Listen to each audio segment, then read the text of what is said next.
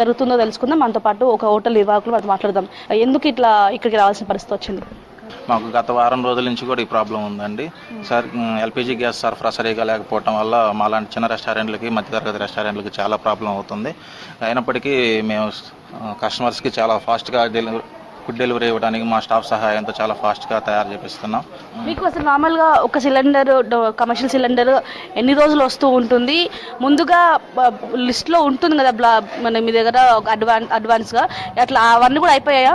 మాకంటే మేము daily weekly తెప్పించుకుంటాం అండి. మాకు ముందస్తు సమాచారం లేకపోవడం వల్ల చాలా ఇబ్బందిగా ఉంది. ఒక సిలిండర్ ఎన్ని రోజులు వస్తుంది? మాకు వచ్చేసి డైలీ 2 or 3 సిలిండర్స్ యూజింగ్ ఉంటుంది మేడం. ప్రైస్ వచ్చేసి మాకు 2100కి దొరికేది ఈరోజు 7,000 to 8,000 అయినా కూడా దొరకడం కష్టంగా ఉంది మేడం. సో మరి ఇప్పుడు ఇటు మీ ఇంటి వద్దనో లేకపోతే ఒక ప్లేస్లో పెడుతూ ఉన్నారు కదా, ఇక్కడ స్థానికులు ఇట్లాంటి అబ్జెక్షన్ చెప్పట్లేదా? ఇట్లా కుకింగ్ చేయడం డిఫికల్ట్గా ఉందా, ఈజీగానే అనిపిస్తుందా? కట్టలు ఎట్లా పెరిగాయి? డిఫికల్ట్గా ఉన్నా కూడా స్థానికులు మాకు మంచి సహాయ సహకారాలు అందిస్తున్నారు మేడం. ఇక్కడ అందరూ మాకు చాలా దగ్గరగా ఉంటారు. దీనివల్ల అయితే ఎలాంటి ప్రాబ్లం జరగలేదు మేడం. ఇక్కడ నుంచి మరి ఫుడ్ ఎట్లా పంపిస్తారు? ఎంత దూరం ఉంటుంది ఇక్కడ నుంచి మీ హోటల్? ఇక్కడ నుంచి మా హోటల్ వచ్చేసి 1 kilometer ఉంటుంది మేడం. అక్కడి నుంచి మేము పోర్టర్ బుక్ చేసి మళ్ళీ పోర్టర్ ద్వారా ఎక్స్ట్రా ఛార్జెస్ పే చేసి ఇక్కడ నుంచి పంపించడం జరుగుతుంది. సో ఇప్పుడు గ్యాసెస్ కొరత కారణంగా కట్టెల ధర కూడా బాగా పెరిగిన పరిస్థితి. ఈ కట్టెలు ఎక్కడి నుంచి తెప్పించుకుంటున్నారు? కేజీ కట్ట ఎంత పడుతుంది?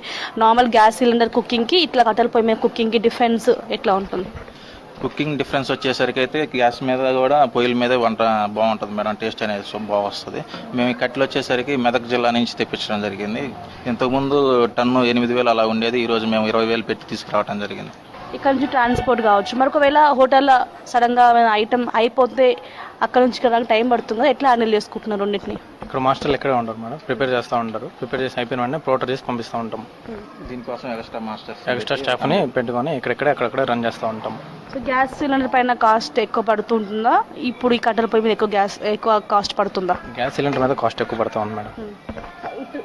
పరిస్థితుల్లో అయితే గ్యాస్ మీద నార్మల్గా వచ్చేసి కూడా గ్యాస్కు కొంచెం కాస్ట్లు ఎక్కువగానే ఉన్నాయి మేడం. ఇప్పుడైతే దీని మీద ఈ పరిస్థితిని బట్టి వీళ్ళు కూడా కట్టెల పొయ్యిలకు కూడా రేట్లు ఎక్కువ పెరిగిపోయినాయి. దానివల్ల అటు ఇటు రెండింటిగా ఇబ్బంది పడుతూ ఉన్నాం. Same menu madam, all menu run చేస్తున్నాం యాజ్ యూజువల్. ఇంత ముందు ఎలా ఉండేదో ఇప్పుడు అన్ని అలా ఐటమ్స్ రన్ చేస్తూనే ఉన్నాం. సో కిచెన్లో ఏమేమి ప్రిపేర్ చేస్తుంటారు? కొన్ని అక్కడక్కడే ప్రిపేర్ చేయాల్సినవి ఉంటాయి కదా, ఫుల్ కాస్ కానీ అట్లాంటివి. చైనీస్, ఇండియన్ తందూరి కిచెన్లో ప్రిపేర్ చేస్తూ ఉంటాము. ఓన్లీ బిర్యానీ కట్టెల పొయ్యి మీద తయారు చేస్తూ ఉంటాం. వాటికి చిన్న గ్యాస్ ఉంటే అవి యూజ్ చేస్తూ ఉన్నాం మేడం. సో ఇక్కడైతే మెయిన్ కోర్స్లలో యూజ్ చేసే బిర్యానీ కావచ్చు, దాంతో